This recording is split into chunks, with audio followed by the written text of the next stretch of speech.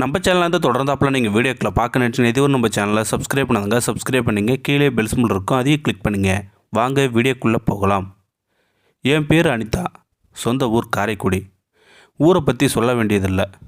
அடுக்கடுக்காய் அழகான வீடுகள், நேர்மையான சடங்கு முறை, திருமணங்கள், அனைவரும் விரும்பும் உணவு முறைகள், அன்பான உபசரிப்புகள் என காரைக்குடியின் அடையாளங்கள் தனித்துவம் வாய்ந்தவை. இந்த ஊரில் எங்கள் அப்பா ஒரு போஸ்ட்மேன், அம்மா வீட்டை பார்த்துக்கிறாங்க. எனக்கு ஒரு அக்கா, ஒரு தம்பி. அப்பா ரொம்ப கஷ்டப்பட்டு தான் படிக்க வச்சுட்டு இருந்தார். எங்கள் அப்பாவுக்கு ஒரு தங்கச்சி, சின்ன வயசுலேயே கணவனை இழந்தவங்க. எங்கள் அப்பா நிலையில் தான் இருந்தாங்க. அவங்களுக்கு ஒரே பையன், பேர் ராம்குமார். எங்கள் பாட்டிக்கு என்னை மட்டும் ரொம்ப பிடிக்கும். எனக்கும் எங்கள் மாமாவுக்கும் கல்யாணம் பண்ணி வைக்கணும்னு அதுக்கு ரொம்ப நாளாக ஆசை. எங்கள் மாமா வீட்டுக்கு வந்தாலே உன் புருஷன் வராண்டின்னு சொல்லும். எனக்கு கோபமாக வரும். ஆனாலும் நான் பெரிய பொண்ணு ஆனதும் எங்கள் மாமா மேலே தனி பிரியம் வளர்ந்தது. மாமா வந்ததும் ஓடி போய் ஒளிஞ்சிக்குவேன். ஆனாலும் மறைஞ்சு மறைஞ்சு பார்த்துட்டே இருப்பேன். எங்கள் பாட்டி புருஷனும் சொல்லி சொல்லி அதுவே மனசில் பதிஞ்சு போச்சு. புதுசாக தாவணி கட்டினா எங்கள் மாமா எதிர்க்க நடந்து வந்துகிட்டே இருப்பேன். எங்கள் மாமா என்கிட்ட அதிகமாக பேச மாட்டாங்க. பேசணும்னு ஆசைப்படுவேன். மாமா வீட்டுக்கு வந்தால் நிறைய சாப்பிட வச்சு தான் அனுப்புவேன். மாமா சாப்பிட்ட மிச்சதை மறைச்சி வச்சு சாப்பிடுவேன். நான் +2 முடித்ததும் கல்யாண பேச்சு ஆரம்பமாச்சு. ஒரு நாள் என் தம்பி ஓடி வந்து மாமா ஒரு பொண்ணு கூட பேசிக்கிட்டு இருக்காரு பார்த்ததா சொன்னான். கோபத்தில் ஓங்கி அரைஞ்சிட்டேன். அழுதுகிட்டே இருந்தான். பிறகு சமாதானப்படுத்திட்டேன். ஒரு நாள் நானே பார்த்துட்டேன். மனசு நொறுங்கி போயிடுச்சு. வீட்டில் யாருக்கும் தெரியாமல் மறைஞ்சு மறைஞ்சு அழுதுகிட்டே இருந்தேன். எங்கள் பாட்டி கல்யாண பேச்சு பேச எங்கள் அப்பாவை அனுப்பி வச்சாங்க. கொஞ்ச நேரத்தில் அப்பா வந்து கல்யாணம் ஏற்பாடு பண்ண ஆரம்பிக்கலான்னு சொன்னார். எனக்கு ஒன்றுமே புரியல. கல்யாணம் நல்லபடியாக முடிஞ்சு முதல்வர் அறைக்குள் போனேன். மாமா முன்னாடி போய், என்னை ஏன் கட்டிக்கிட்டீங்க? நீங்கள் விரும்பின பொண்ணை கட்டிக்க வேண்டியதானே? எனக்கு எல்லாம் தெரியும் என்று அழத் தொடங்கினேன். மாமா என் கையை பிடிச்சி, உண்மைதான் அனிதா, என் மனசில் இன்னொரு பொண்ணு இருந்தா. எங்கள் அப்பா உன்னை கட்டிக்க சொல்லியிருந்தா மறுத்திருப்பேன். ஆனால் உங்கள் அப்பா ஒரு தாய் மாமனாக இல்லாமல் தகப்பனாக வளர்த்தாரு என்னைய. என் முன்னாடி நம்பிக்கையாக நின்னார். அவரை ஏமாற்ற விரும்பலை நான் என்றதும், பதிலுக்கு என்ன பிடிக்கலையா மாமா என்று நானே சொல்ல, பதிலுக்கு அவர், இது வரைக்கும் உன் கூட பழகினது இல்லை, இனிமே தான் பழகணும், நிறைய லவ் பண்ணணும், சரியா என்று சிரித்தபடியே, 2 மனசும் சேரும்போது நாமும் சேரலாம், ஓகே என்றார். ஆரம்பத்தில் அவரிடம் நெருங்க தயக்கமாக இருந்தது. ஆனாலும் கொஞ்ச நாளில் அவர் என் காதலை புரிஞ்சுக்கிட்டாரு. என்னை இறுக்கமாக கட்டி பிடிச்சிக்கிட்டாரு.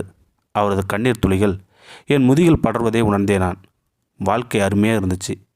அந்த சமயத்தில் என் அக்கா இறந்து விட அவளது 3 பெண் குழந்தைகளையும் நாங்கள் வளர்க்க ஆரம்பித்தோம். எங்களுக்கு 6 வயசில் அருண் இருந்தான். கலகலப்பான குடும்பம் வாழ்க்கை. நானும் டீச்சர் வேலைக்கு போயிட்டுருந்தேன். அந்த சமயத்தில் என் உடம்புல நிறைய பிரச்சனைகள் வந்தது. எனது இடதுபுற மார்பில் தாங்க முடியாத வலி ஏற்பட்டது. நானும் என் கணவருடன் என் தம்பி வேலை செய்யும் கோயம்புத்தூர் உள்ள ஒரு பெரிய தனியார் மருத்துவமனையில் எல்லாம் டெஸ்ட் எடுத்தோம். எனக்கு மார்பக புற்றுநோய் இருப்பதும் உறுதியானது. அதுவும் கடைசி நிலை என என் தம்பியும் கணவரும் துடிச்சு போயிட்டாங்க. 5 லட்சத்துக்கு மேலே செலவாகும் என்று சொன்னாலும், இருந்தாலும் இப்போ எதுவும் உறுதி சொல்ல முடியாதுன்னு சொல்லிட்டாங்க டாக்டர். என்ன என் தம்பி கூட விட்டுட்டு வந்து என் கணவர் எல்லா வகையிலும் பணத்தை ரெடி பண்ணிட்டு வந்தார். எங்கள் 3 பேரை தவிர யாருக்கிட்டையும் சொல்லலை. எனக்கு சிகிச்சை ஆரம்பித்தது மிகப்பெரிய சோதனை அப்புறம்தான் நடந்தது. மிகவும் சக்தி வாய்ந்த மருந்துகள் சாப்பிடுவதால் என் தலைமுடி கொட்டி முகம் கருத்து விகாரமாய் மாறியது. என் முகம் எனக்கே மறக்க ஆரம்பித்தது. ஆப்ரேஷன் 2 நாள் முன்பு எனக்கு மிகவும் மன அழுத்தம் ஆரம்பமானது. தொடர்ந்து அழ ஆரம்பித்தேன். அன்னைக்கு நைட்டு என் மாமா என் கூட என் கையை பிடிச்சிக்கிட்டு என் பெட்டில் படுத்திருந்தார். அவரது அணைப்பில் கொஞ்சம் அமைதியானேன்.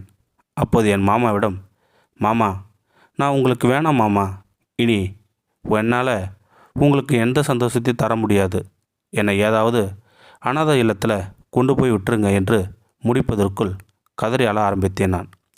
அவரும் என்னை நெருக்கமாக அணைச்சி, உன்னை தொலைச்சிட்டு நான் எப்படி வாழ்கிறது? செக்ஸ் மட்டுமா வாழ்க்கை? உன்னை பார்த்துட்டே இருந்தால் போதும். உன்னை ரொம்ப லவ் பண்ணுறேன். உன் காதலை அனுபவிச்சுட்டே இருக்கணும் சாகிற வரைக்கும் என்று என் நெத்தியில் முத்தமிட்டார். அடுத்த நாள் என்னை ஆபரேஷன் தியேட்டருக்கு அழைத்துச் செல்லும் முன் எனக்கு மயக்க மருந்து கொடுத்திருந்தார்கள். மயக்கத்தின் விளிம்பில் என் மாமாவை பார்க்கணும், மாமாவை எனக்கு ரொம்ப ஆசையாக இருக்குது, ஒரு முத்தம் கொடுப்பீங்களா என்றதும் அறையில் இருந்த நர்ஸ் வெளியேற என் மாமா என் உதட்டோட உதடு வச்சு முத்தம் கொடுத்தப்ப அவரது கண்ணீர் என் கன்னத்தில் விழுவதை உணர வைத்தது.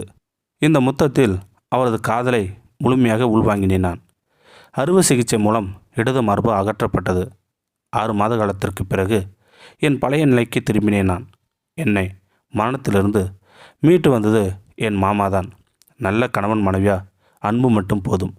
இந்த வீடியோ உங்களுக்கு பிடிச்சிருந்தா கமெண்ட் பாக்ஸில் கமெண்ட் பண்ணுங்கள், கூட உங்கள் ஃப்ரெண்ட்ஸுக்கு ஷேர் பண்ணுங்கள்.